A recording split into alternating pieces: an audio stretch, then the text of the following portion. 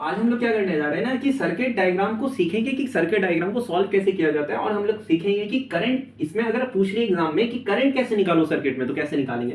देखो सबसे पहली बात दो कॉन्सेप्ट ध्यान रखना है। पहला कॉन्सेप्ट ये है कि आपको सारे यहाँ पे रेजिस्टेंस की वैल्यू क्या दी हुई है, सब में सेम दी हुई है। तो अगर दो फॉर्मूला ये है कि अगर रेजिस्टेंस की वैल्यू सेम दी है तो यहाँ पे मान लो यहाँ पे हम सिखाते हैं कि अगर मान लो आपको सब रेजिस्टेंस की वैल्यू आर आर आर दी हुई है तो आपको कुछ नहीं करना है। आपको क्या करना है, ये आर लिखा मैंने, इसको आर को लिखना है यहाँ पे और कितने रेजिस्टेंस है यहाँ पे 3 है तो 3 से मल्टीप्लाई कर देना है। ठीक है, तो अगर 4 होंगे तो यहाँ पे 4 से मल्टीप्लाई करना है। अगर एन नहीं पता है रेजिस्टेंस की वैल्यू, अगर मान लो यहाँ पे रेजिस्टेंस की वैल्यू नहीं पता है, मान लो एन है तो यहाँ पे आर की वैल्यू कितने होंगे, एन से मल्टीप्लाई हो जाएगी तो यहाँ पे। लेकिन अगर वो पैरेलल में दिया, मान लो यही 3 रेजिस्टेंस कहाँ दिए हैं, पैरेलल में दिए गए, तो यहाँ पे इसका फॉर्मूला पता है आपको, सब में मान लो आर दिया है, ये आर दिया है, ये आर दिया है, तो आपको आर लिखना है। लेकिन यहाँ इस बार मल्टीप्लाई नहीं करना है, इस बार आपको क्या कर देना है, एन से डिवाइड कर देना है। तो एक बार मल्टीप्लाई करना है, एक बार डिवाइड करना है। इस कंसेप्ट को यूज कर। एक और कंसेप्ट होता है कि अगर आपका ये मतलब जैसे कि अगर ये सारे, ये समझ गए आप,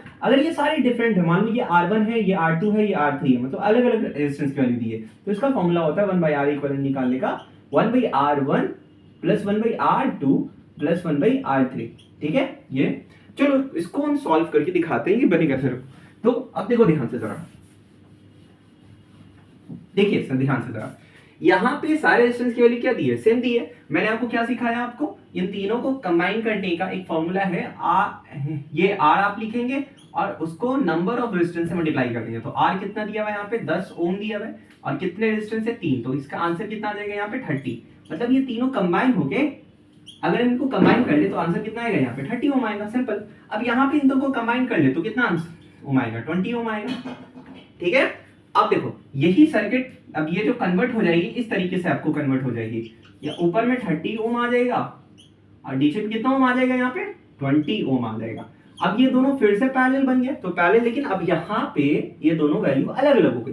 तो अब अलग अलग का फॉर्मूला ये होता है, यहाँ पे बता रहे हैं अलग अलग, यहाँ पे फॉर्मूला ये होता है कि 1/R equivalent is equal to 1/R1 plus 1 क्या होता है R2 होता है। ठीक है, R1 कितना है 1/30 प्लस कितना दिया हुआ है 1/20। ठीक है, अब एलसीएम लेने आता है 60 हो जाएगा इसका एलसीएम 2 बार में, और यहाँ से कितनी बार में 3 बार में, तो कितना आ जाएगा 5/60, काटोगे कितना आ जाएगा 1/12। ठीक है, तो 1/R की वैल्यू 1/12 को उलट दोगे तो ये भी उलट जाएगा, तो R की वैल्यू कितना आ जाएगा 12। मतलब ये पूरे के पूरे रेजिस्टेंस का अगर हम इक्विवेलेंट निकालें सबको मिला करके, ये सबको मिला करके, तो R इक्विवेलेंट जो हमारे पास निकला ना, जो R निकला हमारे पास वो 12 ओम निकला। हमको क्या पता करना है, करंट। तो ओम्स लॉ के अकॉर्डिंग R इक्विवेलेंट पता चल गया, तो आपने पढ़ा होगा ओम्स साइन, उन्होंने बोला था ओम्स लॉ के अकॉर्डिंग। तो ओम्स लॉ कहता है जो I होता है वो V और V/R होता है। ठीक है, तो V कितना दिया है यहाँ पे 48 और R कितना निकला हमारे पास 12। इसका आंसर आ जाएगा कितना 4 एम्पियर, इसका आंसर आ जाएगा। तो करंट आपका 4 एम्पियर। और आई होप सो आपको क्लियर हो गया होगा।